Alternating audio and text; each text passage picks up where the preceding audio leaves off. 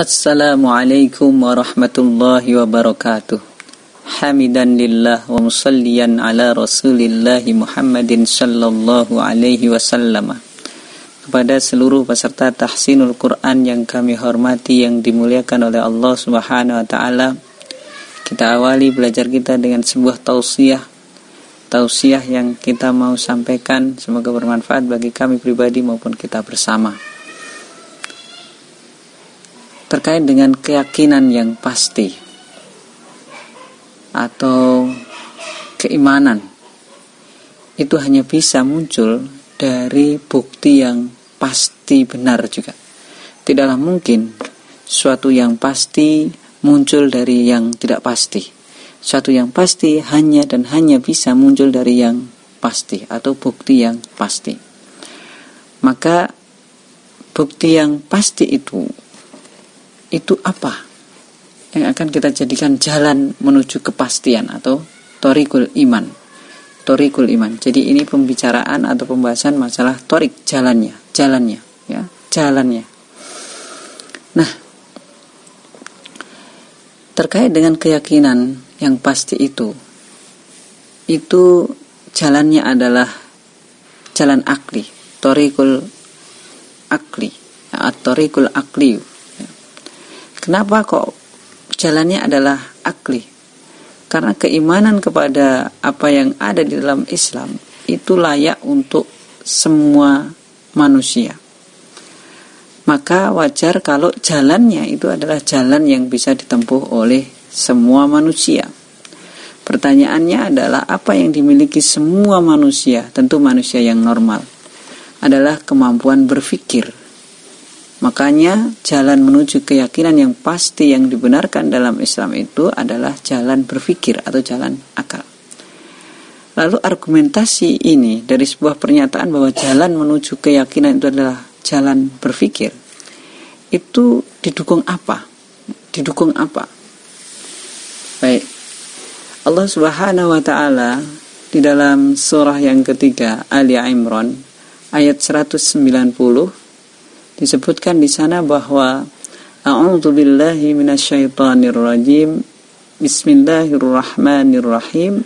Inna fi khalqis samawati wal ardi wa ikhtilafil laili wan nahari laayatil liulil albab. Jadi di situ diciptakannya langit-langit dan bumi dan silih bergantinya malam dan siang, sungguh ada tanda-tanda petunjuk bagi orang-orang yang berakal.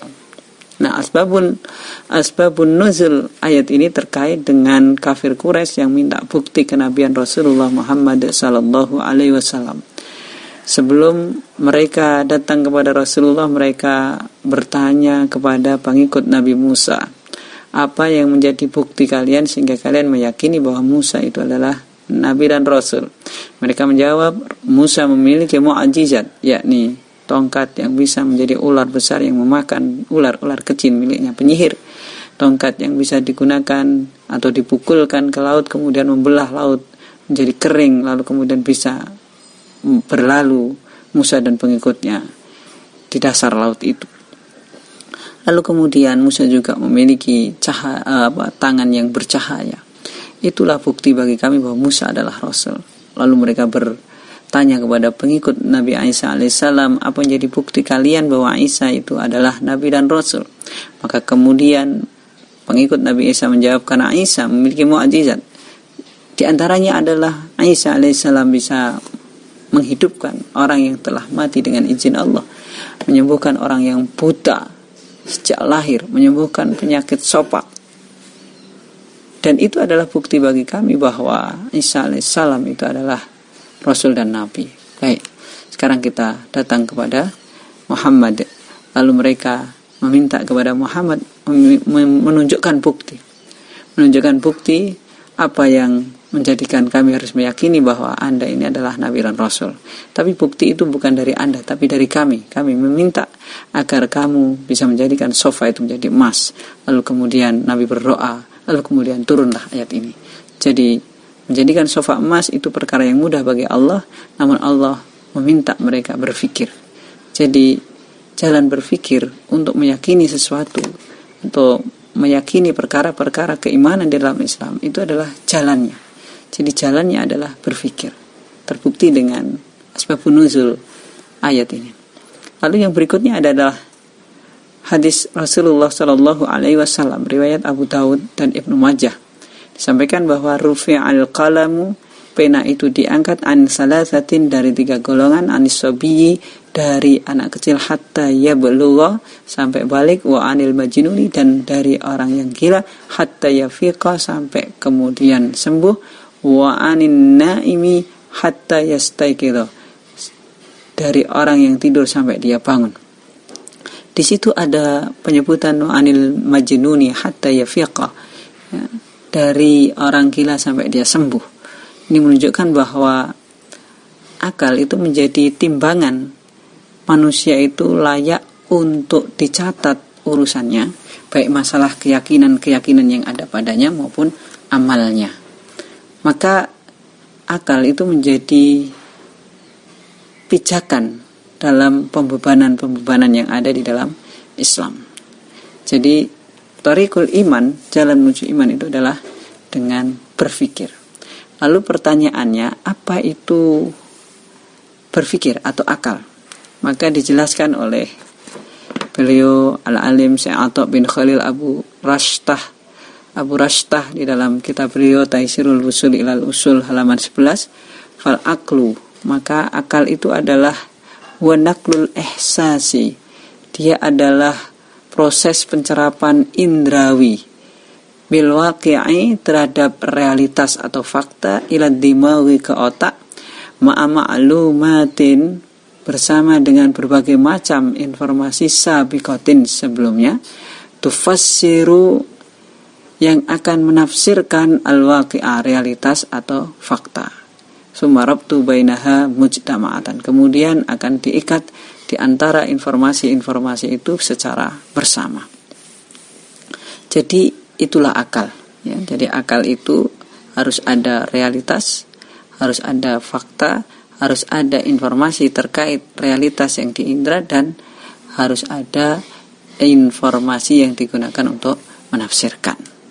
Maka pada wilayah inilah sesuatu bisa dibahas oleh akal. Adapun yang tidak tercakup dalam perkara ini, maka tidak bisa dibahas akal. Intinya adalah perkara yang bisa diindra, maka itulah perkara yang bisa dijangkau oleh akal. Adapun perkara yang tidak bisa diindra, maka itulah perkara yang tidak bisa dijangkau oleh akal. Maka pembuktiannya itu tidak bisa disamakan antara yang bisa diindra dengan yang tidak bisa diindra. Yang bisa diindra pembuktiannya dengan dalil akli, sedangkan yang tidak bisa diindra pembuktiannya adalah dengan dalil sam'i atau nakli. Baik.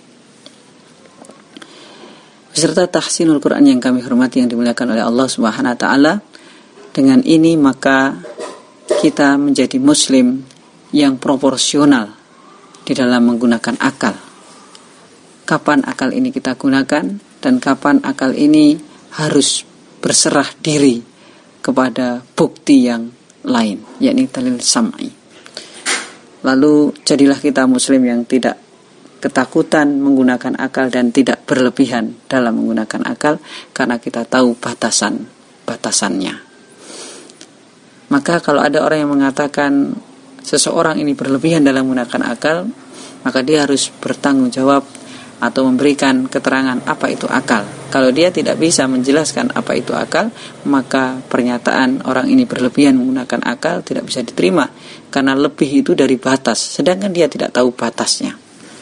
Maka penting mengetahui batas dari akal, karena banyak ayat-ayat yang meminta kita menggunakan akal kita. Beserta tahsinul Quran yang kami hormati, yang dimuliakan oleh Allah Subhanahu wa taala, maka dari pembahasan ini, perkara keyakinan yang menjadi dasar dari keyakinan lain itu bisa dijangkau dan harus dijangkau dengan akal, karena perkara ini adalah perkara yang bisa diterima oleh semua orang, dan semua orang memiliki modal yang diberikan Allah adalah berpikir. Apa yang bisa dijangkau oleh manusia dengan jalan berpikir ini terkait dengan keimanan, maka di situ ada masalah satu, pembenaran bahwa pencipta itu pasti ada, bahwa Al-Quran itu pasti wahyu sebagaimana pembahasan sebelumnya, bahwa utusan pencipta itu adalah Rasul. Adapun nama pencipta yang pasti ada itu dijawab oleh Al-Quran, adapun nama Rasul itu juga dipastikan oleh Al-Quran. Sebagaimana keterangan-keterangan di dalam tulisan atau bahan yang kami bagikan, di situ ada kutipan-kutipan ayat maupun hadisnya. Baik. Dengan ini semua, maka perkara yang bisa dijangkau oleh akal karena berbasis perkara itu ada yang bisa diindra, atau perkara yang tidak terindra tapi bisa dipastikan berdasarkan yang diindra, itu adalah satu, pencipta itu pasti ada.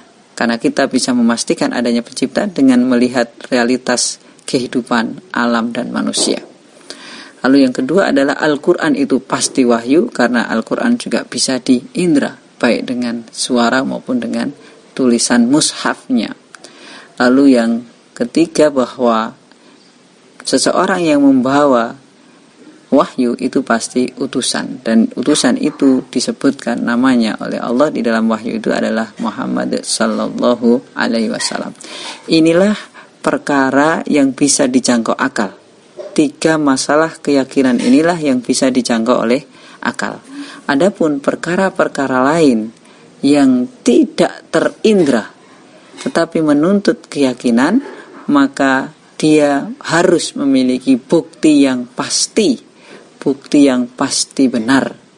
Ya, jadi perkara yang tidak terindra atau tidak bisa dibahas secara akli, tapi kita juga bisa memastikan bahwa itu benar ketika dia berasal dari dalil sam'i atau nakli, yakni Al-Quran yang wahyu itu yang sudah kita buktikan dengan jalan berpikir.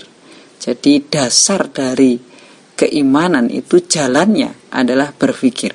Karena jalannya berpikir, maka siapa saja itu layak untuk beriman, layak untuk bisa mencapai apa yang ditempuh oleh berpikir, yaitu keyakinan yang ada di dalam Islam. Maka semuanya layak beriman, dan kalau tidak beriman maka dia layak untuk disiksa.